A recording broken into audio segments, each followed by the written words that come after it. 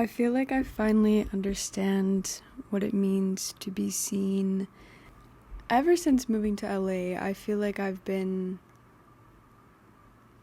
trying to understand what being seen means because, I'm into astrology, and I would be reading through the Pattern app. I've mentioned that app before. I absolutely love it. But it would constantly tell me, like, you need to work through these issues of being seen, And I'm just, like, thinking in my head, I'm like, I am seen. I'm like, I have a whole podcast. I'm a model. I'm an actress. I'm constantly being seen. And it was just, like, it never clicked to me. And I'm like,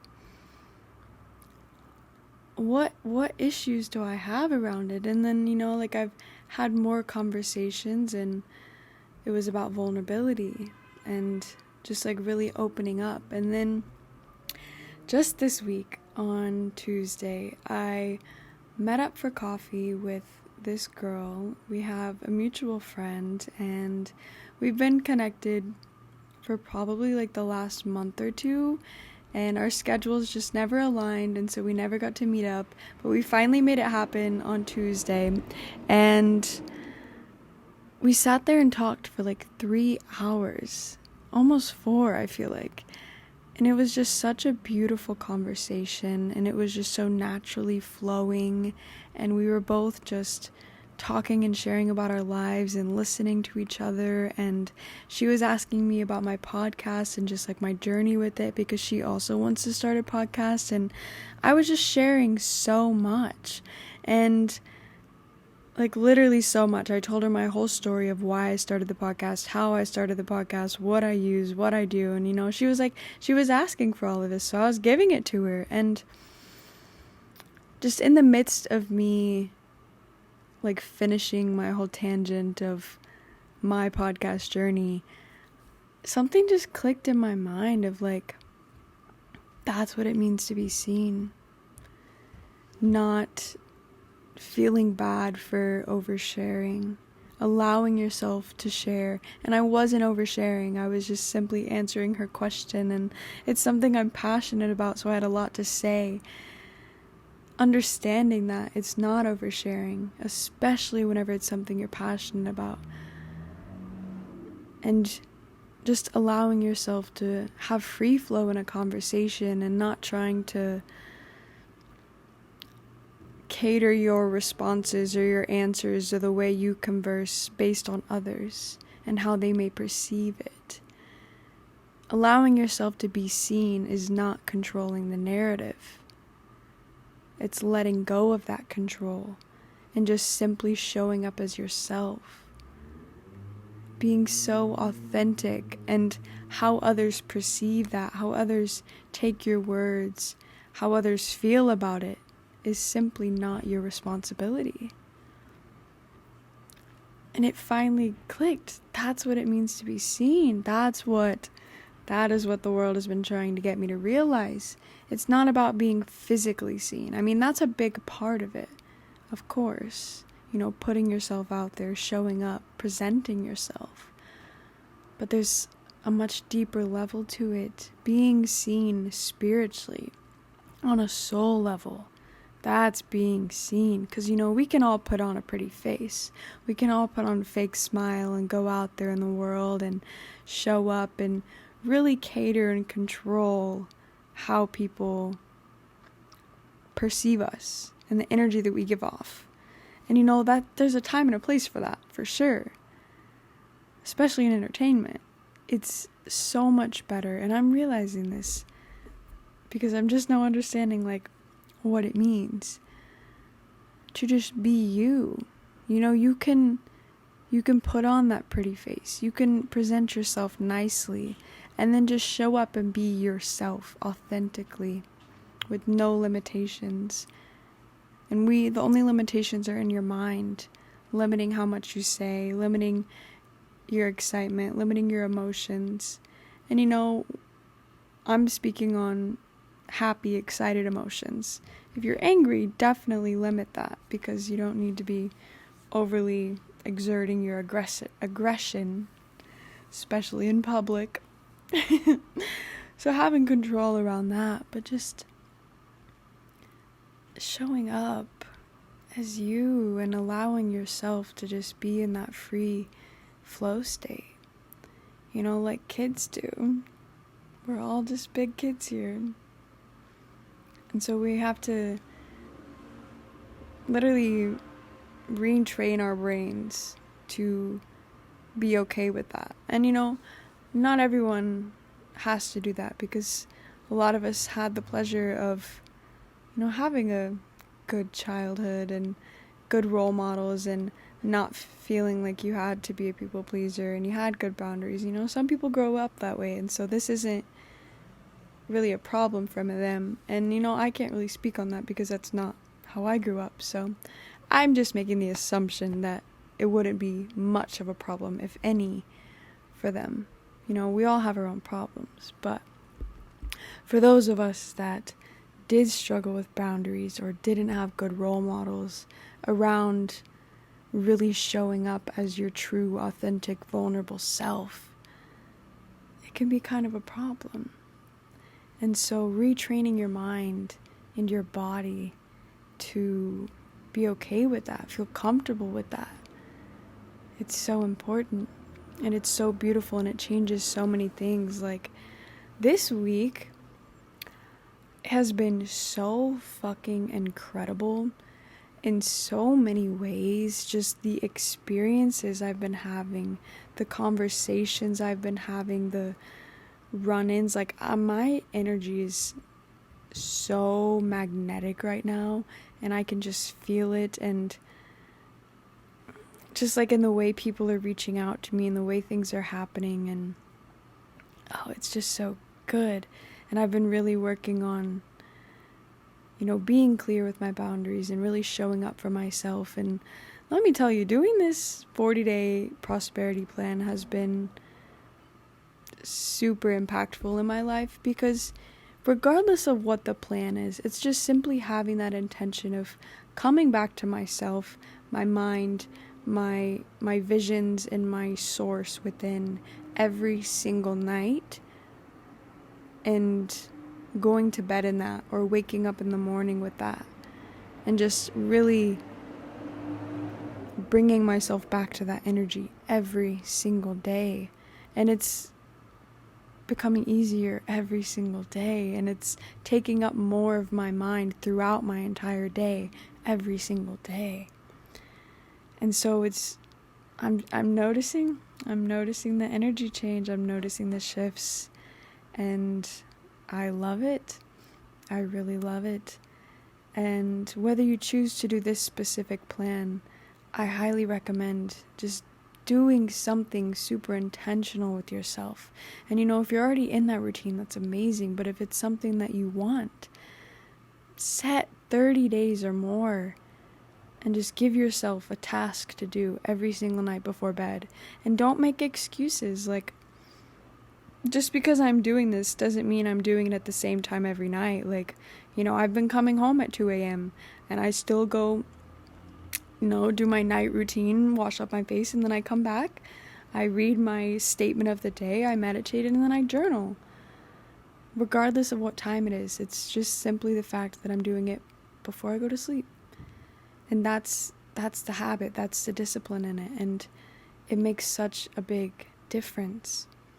Allowing yourself to just be so real and vulnerable with yourself, and just giving yourself that time for you to create, to connect.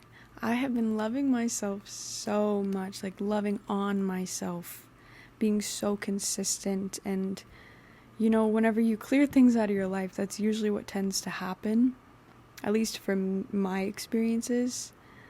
As soon as something gets cleared out, I get more clear on myself and so intentional. And I've been so consistent in the gym, and that's something I have been wanting to say for the last year and a half. I am so consistent in the gym again. I've been working out 5 days a week, every week, going to the gym in the morning, doing my workout groups. I started going to a second day of our workout groups, and let me tell you, it's been killer because it's hot as fuck here in LA right now. And so our workout yesterday it's a Wednesday morning workout and now a Thursday morning workout, and Thursday's like extra hard. I thought I was gonna die yesterday. I was so over it. Like, it was such a good workout and it was so hot. I was just so pissed off. I was like, I don't want to fucking talk to anybody. And I just came home, and then I just like sat on the ground for like 30 minutes, and I was like, all right, let's regather ourselves right now. And then I was like, this is like super important and something that I have always struggled with. It is, we talk about divine timing. We talk about intuition. And whenever you're really tuned into that, it just makes you feel so good. And yesterday was such a beautiful example of that. So I went to my workout, and I didn't want to go, and I was out late the night before. I didn't get enough sleep, but, I made myself go, and I felt really good afterwards. Well, to a degree, Mentally, I felt good that I went. Physically, I was fucked. But I came home. I got home at like 1 p.m. And I was like, okay, I have quite a bit I need to do today. And then I'm going out at this time this evening. So I have between like 1 p.m. and like 7 p.m. to get all this done and shower and get ready and eat and do all of this. And I was like, that's plenty of time. But it was like, I just wasn't in that state of like, I want to work right now. So I just listened to my intuition. It was like, Maggie, just go shower, go relax, do your hair. And so and the things that I needed to do, I needed to create a bunch of flyers and posters for my event that I'm doing this Sunday. And then I need to go to the library and get a library card and print it out and make posters and learn about how to do all that. And so I was like, okay, what time does the library close? It closes at 8 p.m. I was like, cool. That made me feel a lot better. And the specific area in the library, it's called the Octavia Lab, which is in the downtown public library. Hadn't gone, but it's like a free creative space with like a bunch of things like 3D printers, film studios, podcast studios, lots of things. And they have like specific hours every single week where they're only open for a couple of hours. And I didn't even look up the time of this, but the divine timing. So I showered, I put on my robe after, I moisturize, I brush out my hair, I do my hair, and then I go eat, and then it's like 4 o'clock, and I'm like, okay, we still got time to go to the library. It doesn't close till 8. I'm not going anywhere till like 7:30. So I was like, okay, now I gotta make these flyers. Made those, it went super quick, and then I get to the library and had some interesting experiences as I walked in, because, public library in downtown LA, very interesting. But I go in, and in my mind, I was aware that the Octavia Lab was open from like 1 to 4. So I'm like kind of expecting for it to be closed. But I go in, and their hours yesterday, were like 3:30 to 7:30. So if I would have chose to just do all of my stuff and then go to the library before like taking care of myself and really listening to what my body wanted in that moment, they wouldn't have even been open. And I just think that's so insane. But that just goes to show trusting in your intuition and trusting in that divine timing. If you feel like you just need to give yourself that time, trust that everything else in your day is going to align with that. And it was perfect. I went, I created a big poster for our event, I printed out our other flyers, and then I came home, freshened up, and then I went out. And I was out till 2 a.m. again. And I still did my statement and my affirmation, or meditation and my journaling. And it was just so beautiful. And I feel like another thing with just this real energy of really giving to myself right now, I am becoming so clear, one, on my boundaries, but also just with the people coming into my life and, you know, these men coming around. It's like I am so aware and so clear of like the early signs of what that relationship is really meant to be, because they're always there. And you know, we hear all the time, don't ignore the red flags, and I'm actually doing that. I'm not ignoring them, you know, like I'm just accepting it for what it is and noticing certain things that are said and how certain things make me feel, and just moving accordingly. Because, you know, not every man is for you, but that doesn't mean they don't have some purpose in your life.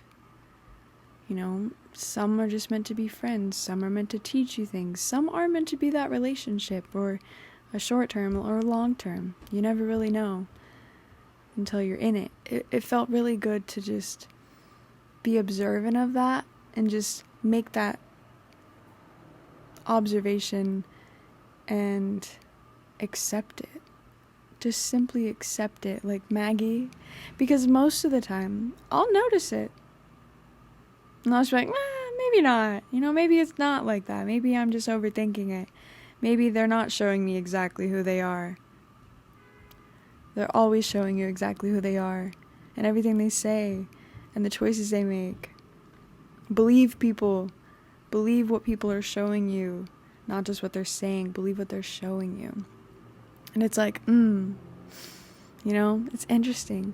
And since doing this, I've noticed a lot more alignment with the people that are coming around and the connections that I'm making. More aligned things. Because, you know, I've mentioned before, if you accept something that the universe gives you and you settle in any way, you're letting the universe know that that's okay. But if you are so clear on your boundaries and the alignment that you want, and you tell things no, and you reject them and you turn them away, it gives a clear signal to the world. Okay, let's center something more aligned. This one isn't working. You have to do that for yourself. And, you know, that was so hard for me for the longest time. And, you know, it's something that I'm actively, like, working and building. Like, it's a skill you build. Truthfully, these are all skills that you build and you train and you practice and you're intentional with and you choose to do. And I'm making those choices and it feels really good. You know, whenever you're living as a people pleaser, it's really hard to make those choices. It's really hard to accept things for what they is, because it's like, oh, well, if I'm in their lives, I might make a difference. Things might be this way. That's just the stories you're telling yourself. See it for what it is. See them for who they are. It doesn't have to be a negative thing, and it doesn't always have to be an extreme thing. It's simply just, they're just a really good friend, and that's all it needs to be. That's all it needs to be. Of course, like, if things get to a certain point, let the other person know to be respectful. But it's like, just keep it to yourself. You don't have to, like, actively be like, this is what I've decided, this is what I've observed. It's like, no, just, those are your things that you get to keep, and you just move accordingly. You just set the boundaries to make it go in the direction that you want. You don't have to actively state it, because then that's just like, I mean, it's good, but it does throw off the energy, especially with a man. They don't know how to take that. They're like, what do you mean? You know? Respectfully. Like, I mean that so respectfully. But it's true. And so, and not every man.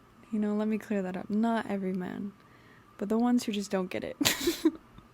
That's what they're like. What do you mean, you know? But you don't have to, like, actively state it. Just move accordingly. You know, people can pick up on signs. People can see you for what you're showing them. you know? And if they're choosing to ignore that, that's on them for not ignoring this, or for ignoring the signs. We all have that choice. You know, you can choose to do that for the people in your life, and they can choose to do that for the people in their life. You know, we all have that right. We all have that responsibility. I'm really loving this journey that I'm on. I feel so connected within. I feel so connected externally, and I'm super excited for the community that I'm building and this event that I'm hosting on Sunday.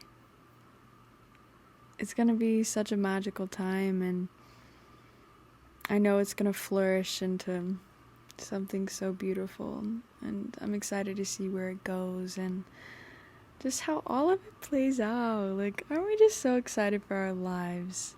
Like, it's so fucking beautiful. Even though the world's crazy, like, I'm still excited about my life because the world's always crazy. So I'm not gonna stop living for that, and you shouldn't either. But just stop controlling the narrative. Stop trying to control how others perceive you. And that also, like, something that people don't realize enough is if you try to protect others' feelings, or if you try to control the narrative, you are simply robbing others of their own emotional intelligence and their own emotional growth. If you try to cater so much to someone, you're not giving them the opportunity to grow. You're literally robbing them of that. Parents do it to their kids. We do it to our relationships. We do it to our friends. It's like, just fucking be honest. Be authentic. Be vulnerable. Like, if everybody was just so vulnerable and open, imagine how emotionally intelligent we would all be if we all just had that freedom and that space to learn and to not feel catered to emotionally. It's just like, you know, choosing your words wisely, being respectful, being intentional, being mindful, but also allowing others to handle their own emotions and being in control of your own. You can't control others, and you shouldn't try to protect them either, because in reality you're not protecting them, you're stunting their growth. So stop it. For everyone listening, stop doing that, because, you know, we all see it. You can see it. It's like if your parents ever did that to you. It's like, oh, I wanted to make sure you were ready for that. It was like, who are you to decide when I'm ready? You know? Like, just being honest. And I've been seeing so many videos. I feel like we're so... You know, I'm not a parent, and so I can't speak, like, too much on this, but just from, like, my observations and, you know, like, how to speak to a child. That's something I've been terrified of for a long time. And I'm not terrified of kids. I love kids. Kids love me. But I feel like there's just this fear of being real and being vulnerable, because it's like, oh, this child might develop something based on what I say, and that's kind of scary. But it's also like, even though it's a kid, you're still not responsible for their emotions or their growth. I mean, how do you say that better? You're not responsible for their emotions, and you have to give the kid the opportunity to grow by being real. Whether, like, I feel like that's a big separation that we have. Like, we try to cater to these kids so much, and we try to keep them comfortable, but it's like, you're really just stunting their growth. You're robbing them of emotional maturity. And, you know, we have this idea that kids shouldn't be emotionally mature, or they're unable to, but, like, that's such bullshit. That's just what we tell ourselves. And so that goes for, like, everyone, everything. If you feel like you need to cater or protect something, just remind yourself that you're stunting its growth. And that's all I've got for you guys. I hope you allow yourself to be your most authentic self, and to be vulnerable, and to be seen, and to let go of control of the narrative of your life from the viewpoints of others, and just focus on how you can show up as your best, how you can give yourself the best, how you can create the best. Because that's all that matters. That's all you're in control of. So that's all you should be focused on. Focused on what you can control. Everything external of you, you cannot control. You'll drive yourself crazy. You'll go mad. And nobody wants that. And so focus on what you can control. Focus on what's right in front of you. Focus on what you want to create. Start being more intentional. Give yourself a nightly habit and routine to get set in, so you can just really start to create this dream fucking life that you want, and to manifest it all, and to bring it to fruition. Because you are in control of that. That is something you can control, because that's a part of you within. It is within. It's the source within. It's the creation within. So use it. Love it. Feel it. Embrace it. Own it. Because you're fucking incredible and magical. And I love you guys. And I thank you for listening and tuning in every single Thursday. And I hope you enjoyed this episode. And I hope it brings you some inspiration and some reminders to just fucking own who you are. You know, I have an episode out there called Own Your Power. Go check that one out if you haven't already. It's really good. But if you enjoyed this episode, share it with your friends. Share it with the people that need it the most. And I'll see you next Thursday.